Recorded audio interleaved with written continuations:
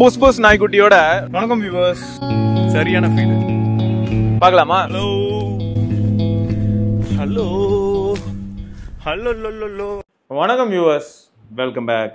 இந்த மாதிரி அதர பழைய பொருள் நம்ம வீட்டில் இருந்தாலும் நம்ம அதை வந்து விற்கவும் முடியும், அதே சமயம் எக்ஸ்சேஞ்சிலையும் போட முடியும். ஸோ இந்த விற்கிறது அண்ட் எக்ஸ்சேஞ்ச் மாதிரியான ஃபேக்டர்ஸ்குள்ளே வரும்போது இதெல்லாம் கண்டிப்பாக லிஸ்டிங்கில் இருக்காது. நாங்கள் ஜென்ரலாக ஒரு எக்ஸாம்பிளுக்காக காமிச்சோம். அதுக்காக எக்ஸ்பீரியா E1 வச்சுருக்கேன், எக்ஸ்பீரியா டிப்போ வச்சுருக்கேன், அதெல்லாம் இப்போ எக்ஸ்சேஞ்ச் போட முடியுமான்னு கேட்டிங்கன்னா பார்க்குறவங்க அரண்டு போயிடுவாங்க. வாய்ப்பே இல்லை. ஆமாம், அவங்களே ஒரு லிஸ்ட் வச்சுருப்பாங்க. நீங்கள் எக்ஸ்சேஞ்சுன்னு நீங்கள் செலக்ட் பண்ணிங்கனாக்கா ஒரு பிராண்டுக்கும் இந்த ஃபோனை தான் எக்ஸ்சேஞ்ச் பண்ண முடியும்னு அவங்க ஒரு ஆப்ஷன் வச்சுருக்காங்க. எஸ், அதை மட்டும் தான் உங்களால் எக்ஸ்சேஞ்ச் பண்ண முடியும். ஆமாம். ஸோ அதனால் நாங்கள் மெயினாக சொல்ல வந்த விஷயம் என்ன அப்படின்னு பார்த்தீங்கன்னு வைங்களேன், இந்த மாதிரியான டிவைஸ் எக்ஸ்சேஞ்ச் பண்ணும்போது ஒரு சில காம்ப்ளிகேஷன்ஸ் இருக்குது. அதை ஃபஸ்ட் ஞாபகம் வச்சுக்கோங்க. ஏன்னா இதை யாரோ ஒரு தேர்ட் பார்ட்டி தான் பண்ணுவாங்க. இப்போ எக்ஸாம்பிளுக்கு சொல்லணும்னா, ஃபோனை விற்கிறது வந்து இப்போ கூகுள் அப்படின்னு எடுத்துக்கிட்டிங்கன்னா, கூகுளில் இருக்கக்கூடிய ஒரு எம்ப்ளாயியோ இல்லாட்டி கூகுளே வந்து ஒரு ரிசீவிங் எண்டில் வந்து ஒரு ஸ்டோர் வச்சுக்கிட்டு, நம்ம இப்போ நானும் போகிறோம், நாங்கள் வந்து இப்போ கூகுளோட Pixel 9 Pro XL வாங்கலான்னு இருக்கோம், எங்கள் கையில் வந்து ஆல்ரெடி ஒரு Pixel 7 இருக்குது, அதை நாங்கள் எக்ஸ்சேஞ்சில் போட்டு வாங்கலாம் அப்படின்னா, நான் நேரில் போய் விசிட் பண்ணி இதெல்லாம் ஏதாவது பண்ண முடியுமானா கிடையாது. நான் ஸ்டோரில் வந்து இப்போ டேரெக்டாக புக் பண்ண போகிறேன். இப்போ ஃபிசிக்கல் ஸ்டோர் நம்ம ஊரில் இல்லை. ஸோ ஆன்லைனில் நான் புக் பண்ணுவேன். ஆன்லைனில் புக் பண்ணும்போது இப்போ எஸ்டிமேட்டட் ப்ரைஸ் வந்து ஒரு 38,000 காட்டுதுன்னு வைங்களேன், இன்க்ளூடிங் போனஸ். ஆனால் அந்த 7 வந்து அந்த 38,000 தான் போகுங்கிறத உறுதியாக சொல்ல முடியாது. காரணம் என்னன்னா, கூகுள்லேருந்து யாருமே நம்மளை வந்து விசிட் பண்ண போகிறது இல்லைங்கிறது தான் வேதனை. நமக்கு வரப்போகிறது வந்து யாராவது தேர்ட் பார்ட்டி பர்சன்ஸ் தான் வருவாங்க. ஸோ இப்போ அவங்க வரும்போது என்ன ஆகலாம்னா, அவங்களுக்குன்னு ஒரு சில ரெக்குயர்மெண்ட்ஸ் இருக்கும். ஸோ இப்போ அவங்க என்ன பண்ணலாம் அப்படின்னா, இப்போ 12,000 போனஸ், அந்த 12,000 போனஸ் நீங்கள் 38லேருந்து மைனஸ் பண்ணிக்கோங்க. ஏன்னா அது வந்து கூகுள் கையில் இருக்குது. இப்போ 38 தானே கோட்டட் ப்ரைஸு, 38லேருந்து 12 மைனஸ் ஆனாலும் 26 மாறிடும். இந்த 26 அப்படிங்கிறத எய்ம் பண்ணி தான் நம்ம போவோம். ஆனால் இதில் ஒரு ட்விஸ்ட் இருக்குது. இந்த டிவைஸ் வந்து கூகுள் இந்த அளவுக்கு ஒரு ப்ரைஸில் காட்டுறான். மார்க்கெட்டில் ஆல்ரெடி இப்போ Pixel 7 27 தான் வித்துக்கிட்டு இருக்கு. அப்போ 26க்கு நம்மகிட்ட எப்படி இவங்க எடுப்பாங்க? இவங்க நேரில் வந்து என்ன பண்ணுவாங்க? போனஸ்லாம் வந்து தானே, போனஸ்லாம் சேர்த்து தான் 38 மாறுது ப்ரோ. ஆக்சுவலாக அது போனஸ் கொடுக்கறது வந்து போனஸ்லாம் சேர்த்து 38. ஆமாம், போனஸ்லாம் இல்லாமல் 26க்கு தராங்க. அப்படி தானே ஆகுது. போனஸை மைனஸ் பண்ணால் 26. ப்ராக்டிக்கலாக நம்ம யோசிச்சு பார்த்தோம்னா, ஃப்ளிப்கார்ட்டில் போய் புது ஃபோனே 27க்கு வாங்க முடியும் அப்படின்னும் போது, செகண்ட்ஸில் விற்கிறதுக்காக யாரும் நம்மகிட்ட வந்து அந்த டிவைஸை சோர்ஸ் பண்ண போகிறாங்கன்னா கண்டிப்பாக 26 தருவாங்களா? கொஞ்சம் யோசிப்பாங்க. பட் ஆனால் அது தேர்ட் பார்ட்டி கம்பெனியாக இருக்கிறதுனால நம்ம பேச. இப்போ கூகுள் வேணா அதை தரலாம், கூகுளுக்கு இது லாபம். இந்த மாதிரியான எக்ஸ்சேஞ்ச் நான் வந்து சாம்சங் கிட்ட போடும்போது எனக்கு பிரச்சனை வந்ததில்லை.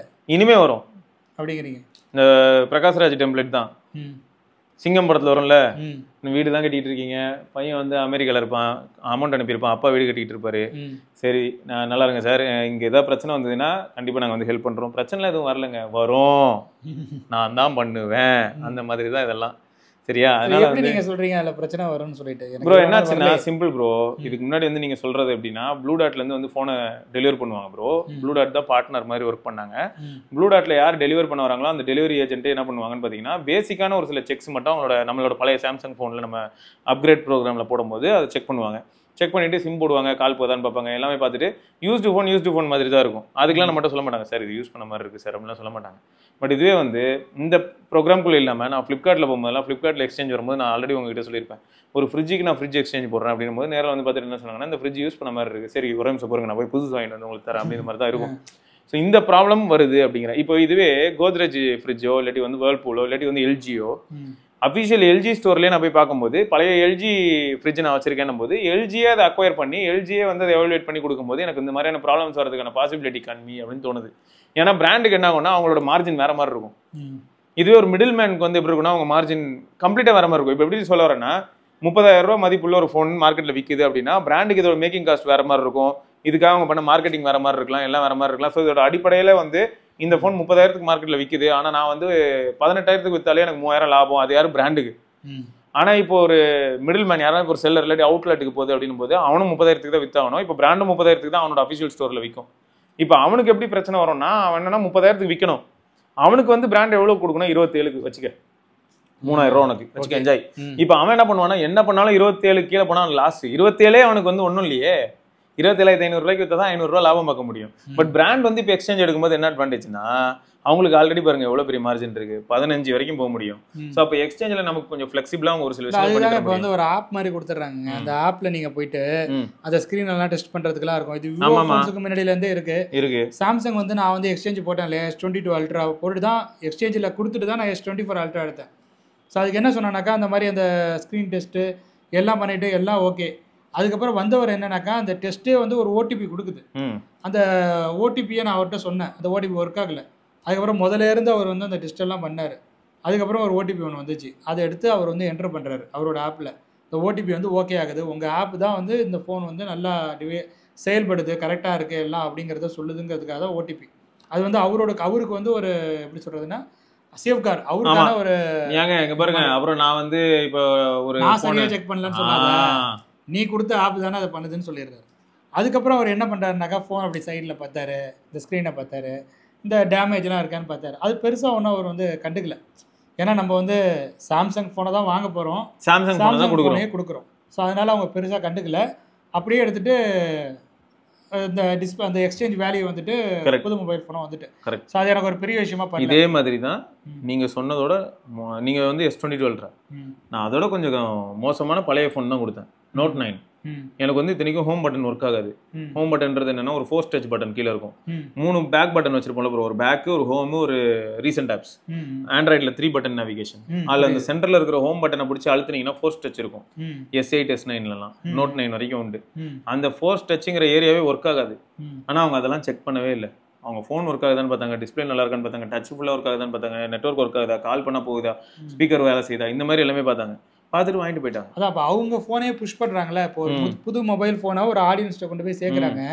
ஸோ அப்போ தானே அவங்களால வந்து இத்தனை மில்லியன் சோல்ட் ஆயிருக்கு அப்படின்னு சொல்லி போட முடியும். இப்போ இந்த இடத்துல தான் ப்ரோ இதை தான் நான் சொல்ல வரேன்.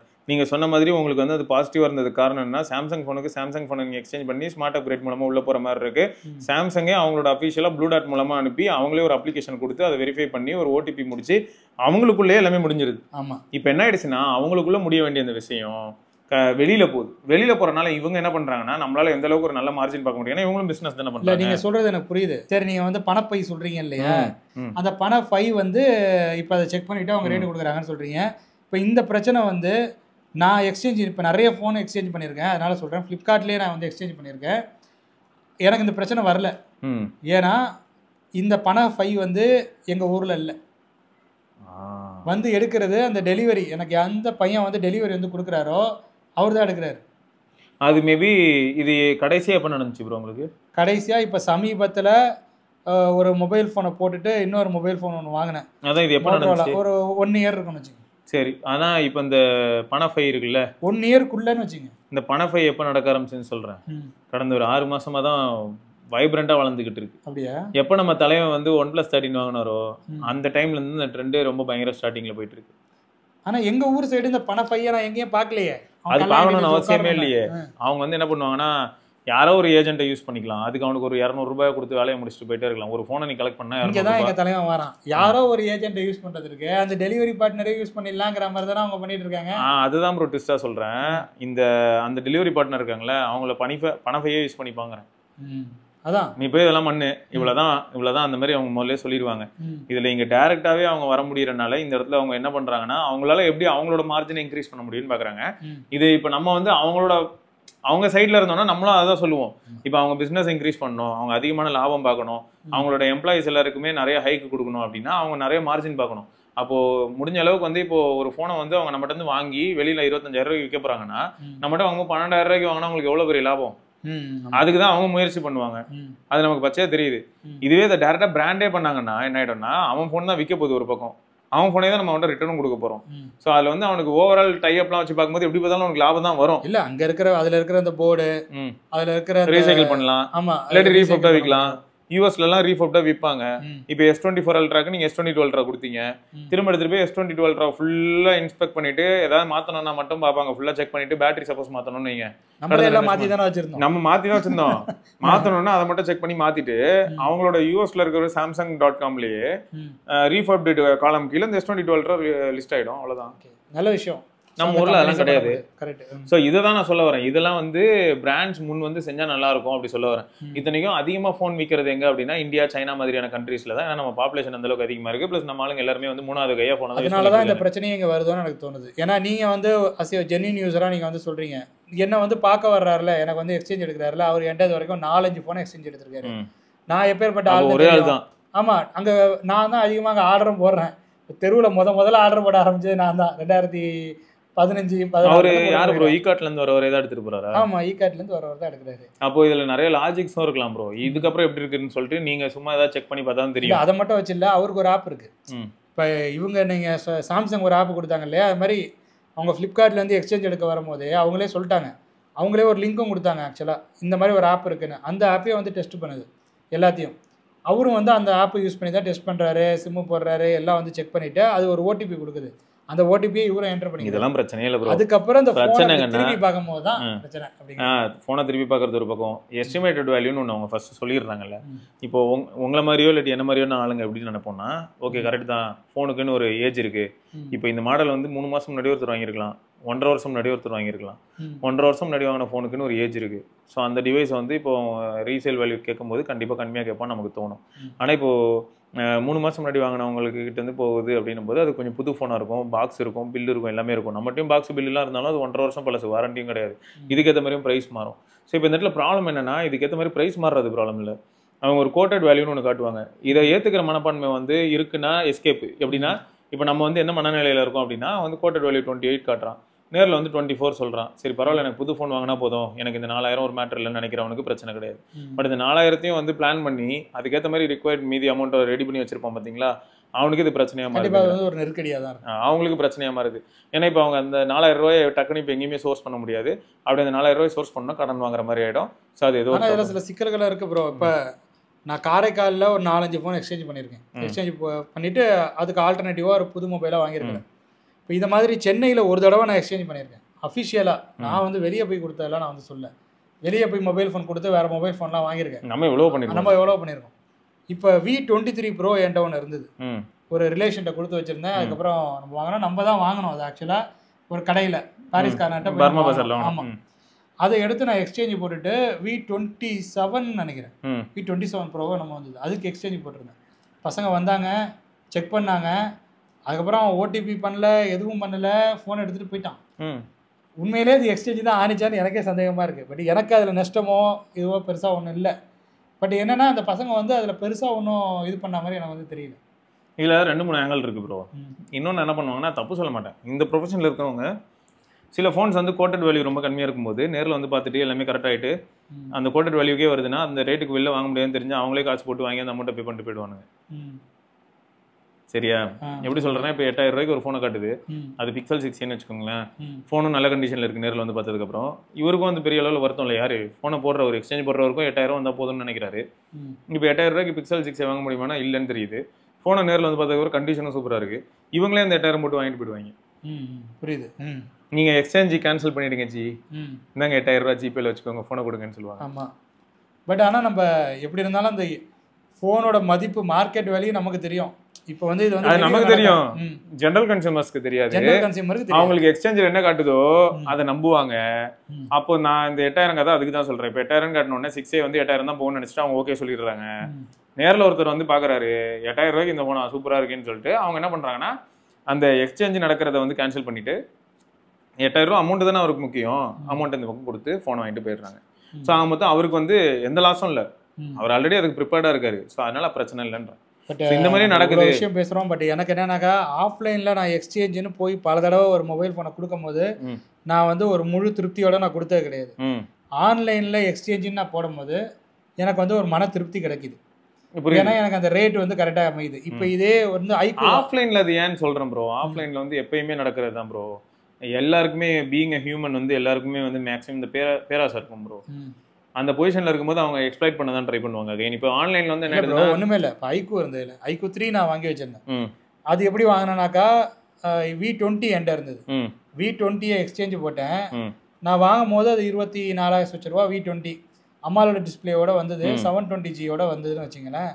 நல்லா இருந்தது, எனக்கு அது பிடிச்சிருந்தது. பட் ஆனால் பெர்ஃபார்மன்ஸ் வைஸ் அது வந்து ஒரு பெட்டரான ஒரு இது கிடையாது. அதனால அதை தூக்குறேன்னு வச்சுங்க. அதை நான் வந்து எக்ஸ்சேஞ்ச் பண்ண முடிவு பண்ணிட்டேன்.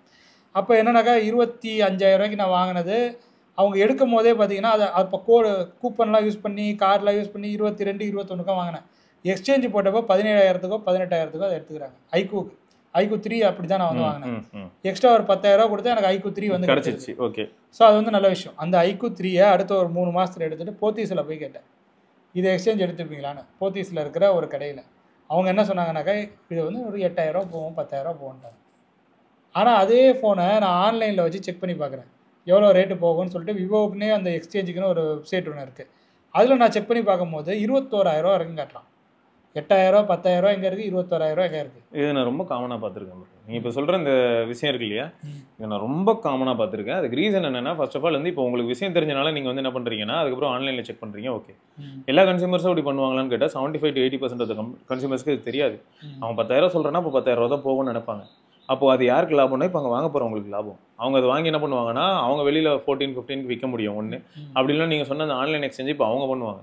இதில் என்ன ஒரு பெரிய விஷயம்னா, 8,000 10,000 அவங்க கேட்டாங்களா 2020லையோ 21 நெருக்கத்துலையோ, இன்னைக்கு 2025 அந்த ஃபோனை எக்ஸ்சேஞ்ச் போட்டால் 8,000 போகும். ஆமாம், 8,000 ப்ளஸ் அதோட அந்த எக்ஸ்சேஞ்ச் ஆஃபர், எக்ஸ்சேஞ்ச் போனஸ். இப்போ பிக்சலுக்கு போடுறதா இருந்தால் இப்போ என்ன ஆயிடும்னா 8,000 + 12,000 போடுங்க. Loyalty bonus, loyalty bonus 2,000 loyalty bonus. அப்போ அது எப்படி வேல்யூவாக வருது? எப்படி பார்த்தாலும் என் தலைவன் பிக்சல் தான் அதிகமாக தருவான் உங்களுக்கு. பிக்சல் வந்து மாசுங்க. கூகுள் ஸ்டோரில் என்ன ஆகிடும்னா, இப்போ நீங்கள் iQOO 3 வந்து நீங்கள் சொல்கிற மாதிரி 8,000னா, இப்போ 9 Pro XL வாங்குறதுக்கு ட்ரை பண்ணீங்கன்னா 12,000 ரூபா. அப்போ 8 + 12 20 தான் கிடைக்கும்.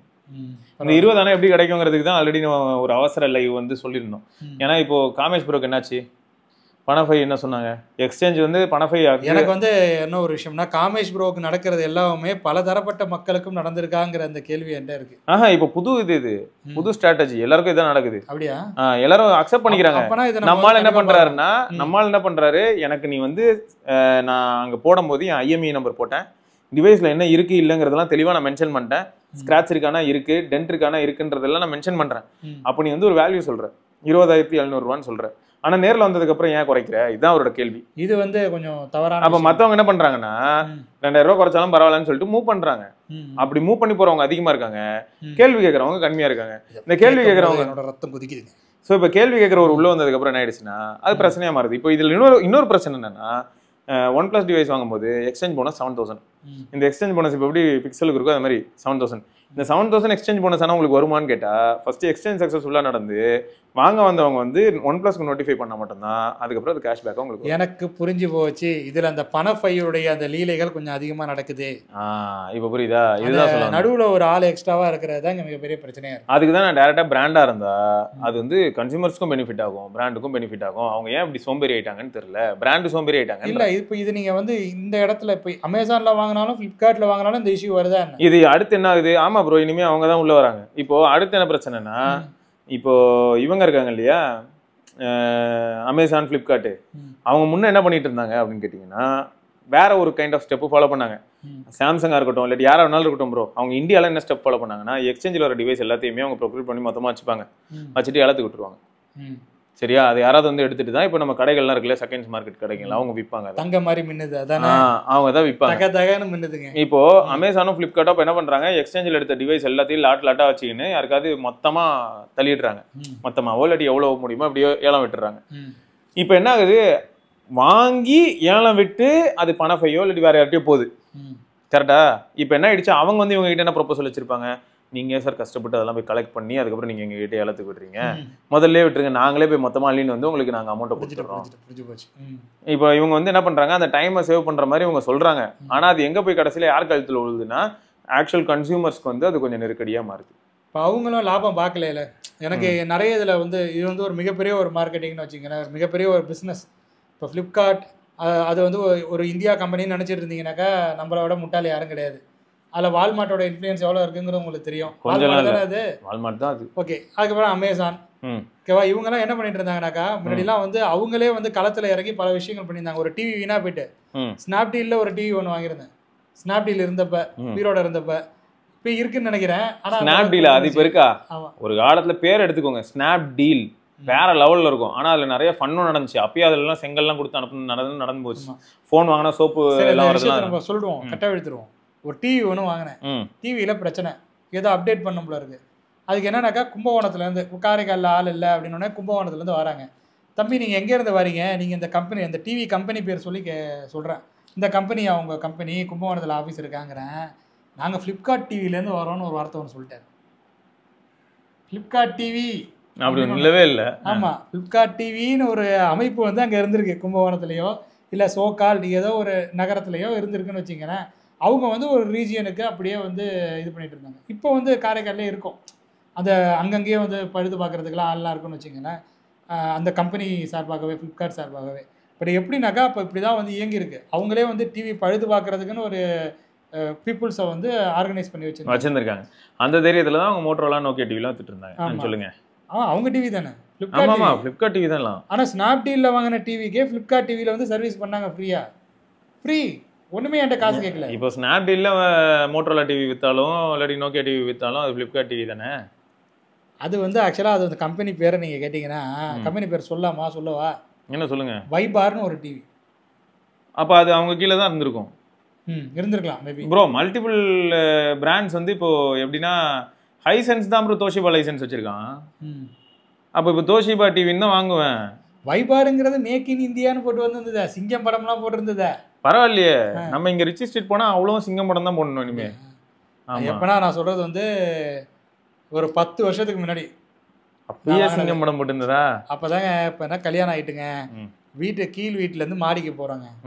அப்போ சரி நம்ம மாடியில் இருக்கோமோ, எதுக்கு கீழே வந்து ஒரு டிவி இருக்குது, கீழே வந்து பார்க்கணுமே, மாடியில் வச்சுட்டாக்கா கரெக்டாக இருக்குமே அப்படின்னு சொல்லிட்டு, இப்போ குழந்தெல்லாம் பிறந்த டைமு, அவங்களாம் அந்த ரைம்ஸ் பார்க்குறதுக்கெலாம் கரெக்டாக இருக்குமே, அவங்க நியூஸ் பார்த்துட்டு இருப்பாங்க கீழேன்னு சொல்லிட்டு தான் சரி கொஞ்சம் விலை கம்மியாக ஒரு ஸ்மார்ட் டிவி மாதிரி பார்ப்போம்னு பார்க்கும்போது அப்போ 30,000 ரூபாக்குள்ளே அந்த வைபார் டிவி தான் இருந்தது. நீங்கள் அப்போ ஏன்னா இப்போ மாசுங்க, இப்போ ரிச்சி ஸ்ட்ரீட்குள்ளே நீங்கள் வந்திருக்கணும். ரிச்சி ஸ்ட்ரீட்குள்ளே வந்தீங்கன்னா மெயினே சொல்கிறேன் 43 இன்ச்சு அசால்ட்டாக கிடைக்குது. 30,000க்குலாம் இப்போ வந்து QLED டிவி 40 இன்ச்சு 101 சென்டிமீட்டர்னு நினைக்கிறேன். அது வந்து 27,000 28,000 ஸ்மார்ட் டிவி அப்போ எனக்கு வந்து கிடச்சிது. அதுவே வந்து மிக பெருமையாக 30,000 ரூபாய்க்குள்ளே நான் அந்த டிவியை வாங்கிட்டேன் அப்படிங்கிறது எனக்கு மிக பெருமையாக. கரெக்டு. ஆனால் இப்போ ட்விஸ்ட் என்னன்னா நீங்கள் சொன்ன மாதிரியே இந்த மேக் இன் இந்தியா சிங்கம் படம் போட்டது இதெல்லாம் நம்ம ரிச்சி ஸ்ட்ரீட்டில் 6,000 7,000க்கு ஆண்ட்ராய்ட் டிவி பிம்பிளிக்கு பிலாபி. ஆமாம் அந்த ரேஞ்சுக்கு போயிட்டு. ஆமாம் நடந்துருது. நானும் ஒன்று வாங்கினேனே, அது இன்னும் ஓடிக்கிட்டு இருக்கு. அப்படியா? ஆமாம், நான் நான் ஸ்மார்ட் வாங்கினேன். ஆண்ட்ராய்டு இருந்தால் 1000 ரூபாய் எக்ஸ்ட்ரா சொன்னாங்க. எனக்கு எதுக்குடா ஆண்ட்ராய்டு, அதெல்லாம் வேணாம் தான் இருக்குது. அலெக்ஸா இருக்குல்ல, பார்க்க போகிறது கேபிள் வீட்டில் அவங்க எல்லாம், அதுக்கு எதுக்கு எனக்கு ஆண்ட்ராய்டுன்னு சொல்லிட்டு நான் ஸ்மார்ட் டிவி தான் வாங்கினேன். ஸ்மார்ட் டிவி வாங்கினேன்ல, பெருமையாக சொன்னேன்ல. அதுக்கப்புறம் இப்போ அதில் வந்து என்ன தெரியுமா, அந்த ஸ்டிக்கை மாற்றி வச்சு தான் கனெக்ட் பண்ணிட்டு இருக்கேன். மீஸ்டிக்.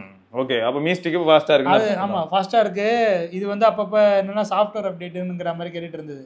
அதுக்கப்புறம் எனக்கே வந்து அவர் சொல்லிட்டாரு, அவங்கள காண்டாக்ட் பண்ணும்போது, சப்போர்ட்டை காண்டாக்ட் பண்ணும்போது முதல்ல ஃப்ளிப்கார்ட் டிவிலேருந்து வந்தாங்க, 2 தடவை வந்தானுங்க. வந்து ஃப்ரீயாக தான் பண்ணி கொடுத்தானுங்க. பென்ட்ரைவ் வேணுமா உங்களுக்கு அப்படின்னு கூட கேட்டானுங்க. அப்போ வேணான்ட்டேன். அதுக்கப்புறம் இப்போ சமீபத்தில் ஒரு 3 வருஷத்துக்கு முன்னாடி 4 வருஷத்துக்கு முன்னாடியோ சப்போர்ட்டு கேட்டப்போ, நான் ஒன்று பண்ணுறேன், உங்களுக்கு இமெயில் அனுப்புகிறேன், அதில் ப்ரொசீஜராக இருக்கும், அதை பார்த்து பண்ணிவிடுங்க அப்படின்ட்டு. என்னமோ ப்ளக்லேருந்து அப்படியே உருவணும் டிவியை.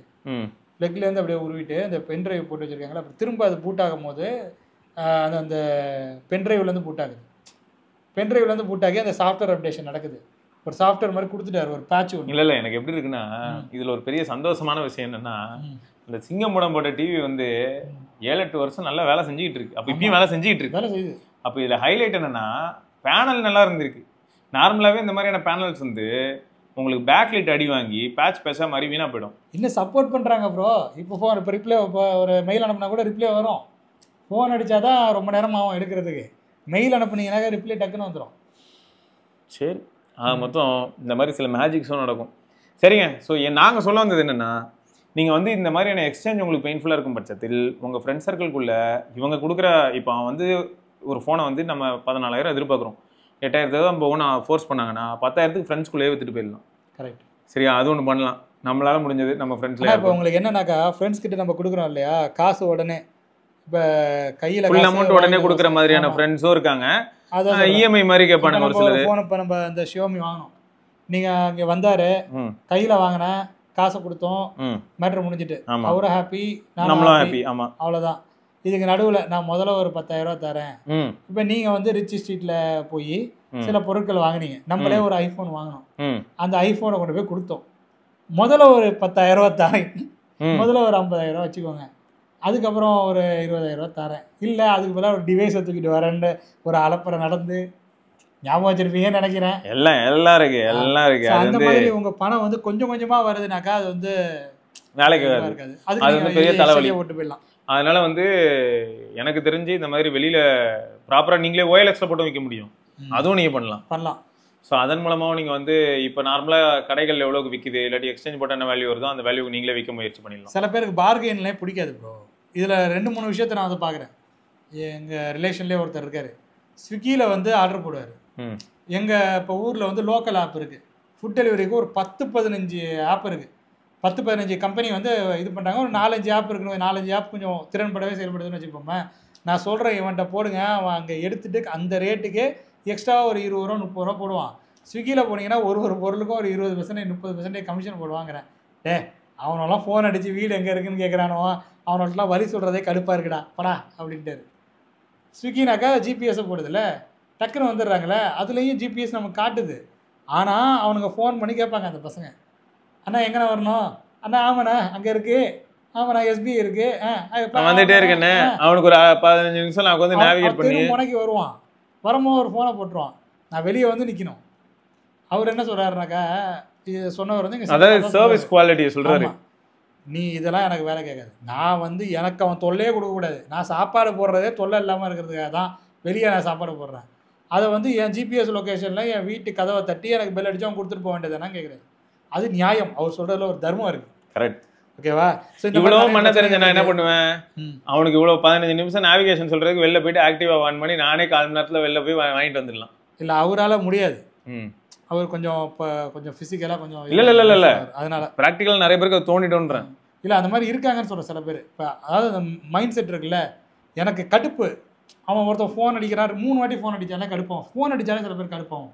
நீங்கள் இப்போ 50 வயசு 60 வயசுக்கு மேலே இருக்காங்கல்ல, அவங்களாம் ஃபோன் அடித்தாலே கடுப்பாகும் சில பேருக்கு. சும்மா ஃபோன் பண்ணிங்கன்னு சும்மா அட்ரஸ் எங்கே இருக்குது, வீடு எங்கே இருக்குது, அண்ணன் முனையில் வந்துட்டேன்னா அண்ணன் அங்கே வந்துட்டேன்லாம் சொல்கிறதெல்லாம் அவங்களுக்கு வந்து செட் ஆகாது. ஸோ அதனால அவங்க வந்து சிலதை ப்ரிஃபர் பண்ணுறாங்க. ஸோ எனக்கு அதை தப்பாகவும் சொல்ல தோணும். ஆமாம், இதை நான் எதனால சொல்ல வரேன்னாக்கா, சில பேருக்கு இந்த மாதிரி இந்த ஃப்ரெண்ட்ஸை தேடி வைக்கிறோம் இல்லையா, அப்போ பார்கெயின் வரும்போது சில பேருக்கு வந்து இதாகாது. இப்போ நம்மளே சில நேரம் பார்கெயின் நானே கேட்டிருப்பேன், ஒரு 2000 குறைச்சி கேளுங்களேன் ப்ரோன்னு கேட்டிருப்பேன். நீங்கள் கேட்டிருப்பீங்க. இல்லை வராதுன்னு சொன்னாக்கா யோசிப்பேன், நம்ம கேட்டே கொடுக்கலனாக்கா என்ன இருக்குது, சரி வேணாம்பா, வேணான்னுடும். தப்பு இல்லை, நீங்கள் வந்து கேட்குறவங்கள்ட்ட கொடுத்துருங்க அப்படின்னு. கரெக்ட், தப்பு இல்லை, அவ்வளோதான், அந்த முடிவு அவ்வளோதான். ஸோ அந்த மாதிரி சில பேர் வெவ்வேறு மாதிரி ஒருத்தருக்கும் ஒவ்வொரு மாதிரியான ஆப்ஷனு, அதுக்கு தகுந்த மாதிரி பண்ணிக்கோங்க. ஆமாங்க. ஸோ அந்த வீடியோவாவது நாங்கள் 10 நிமிஷத்தில் முடிக்கணும்னு நினச்சா முடியல, நாங்கள் தோத்துட்டோம், ஒத்துக்கிறோம். சரிங்க, பார்க்கலாம் இன்னொரு பதிவில். பாய் பாய். எக்ஸ்சேஞ்ச் போடும்போது ரத்தம் கொதிக்கும். வண்டியை விடாம நாள் கணக்கா சுத்திட்டு இருக்கான். மறக்காம சர்ப்ரைஸ் பண்ணுங்க. தேங்க்யூ. என்ன ராமலிங்கம் ஆளைய பார்க்க முடியல, எப்படி இருக்க? நான் நல்லதா இருக்கேன், நீ எப்படி இருக்க? நல்லா இருக்கானப்பா. மத்தவன் பேச்ச கேட்காதே, பெத்தவன் பேச்ச கேளு. யதோ யதோ கவசாக்கி, அதோ அதோ மிட்சுபிஷி, சௌபாக்கியா.